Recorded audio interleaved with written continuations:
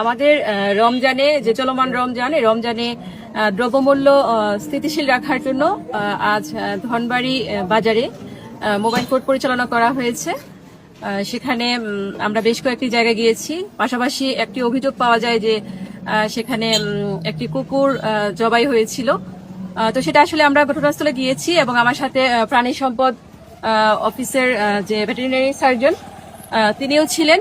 তো মোটামুটি যেটি ওখানে প্রাথমিকভাবে জানা যায় সেটা একটি খুবই ছোট একটি কুকুর ছিল। তো সেটা হয়তো কোনোভাবে ঘটনাস্থলে কিভাবে এসেছে সেটি আমরা সিসিটিভি ক্যামেরা ফুটেজ সংগ্রহ করার চেষ্টা করছি।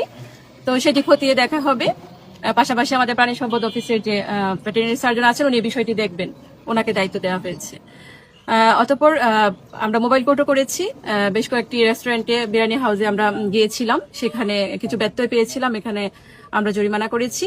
পাশাপাশি বাংলাদেশ পেট্রোলিয়াম কর্পোরেশনের যে প্রেস রিলিজ, ওখানে যে আমরা ফেসবুকে শেয়ার করেছিলাম যে যেই রেট বা যেই পরিমাণ নির্ধারণ করে দেওয়া হয়েছে এবং যাদেরকে তেল বিক্রি করা হবে অকটেন বা ডিজেল, সেটা স্লিপ দেওয়ার কথা বলা আছে। তো স্লিপ দিচ্ছেন কিনা তেলের পাম্পের মালিকেরা সেটা আমরা মনিটর করেছি। পাশাপাশি যারা তেল নিচ্ছেন তারা ওই নির্দেশনা মেনে ওই প্রযোজ্য পরিমাণ নিচ্ছেন কিনা সেটাও আমরা মনিটর করেছি।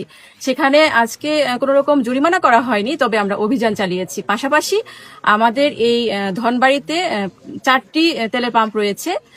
সেই সব তেলের পাম্পের মালিকদেরকে নিয়ে আমি একটি মিটিং করেছি এবং তাদেরকে সরকারি যত নির্দেশনা আছে সেটি জানিয়ে দিয়েছি। পাশাপাশি বড় বিলবোর্ড আকারে, ব্যানার আকারে এই সরকারি নির্দেশনা ছাপিয়ে সেটি পেট্রোল পাম্পে টানানোর ব্যবস্থা করার জন্য অনুরোধ করা হয়েছে। মাটি কাটা সংক্রান্ত কিছু অভিযোগ বেশ কিছুদিন ধরে আসছিল।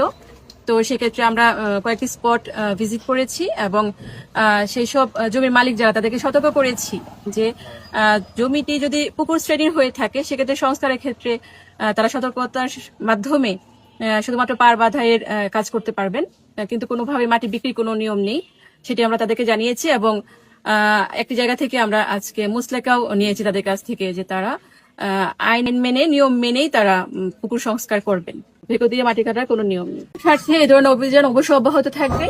আমাদের নির্বাচন ছিল, নির্বাচনের কাজ শেষ হয়েছে, এখন আমরা এই কাজগুলিতে আমরা আরো বেশি মনোযোগী হব। ধন্যবাদ।